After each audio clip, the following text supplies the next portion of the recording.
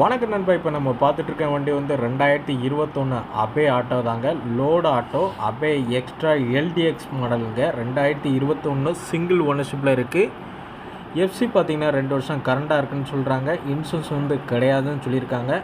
இதோட ஆஸ்கிங் ப்ரைஸ்ன்னு பார்த்தீங்கன்னா 1,90,000 கோட் பண்ணியிருக்காங்க. நெகோஷியபிள் ப்ரைஸ் இருக்குங்க.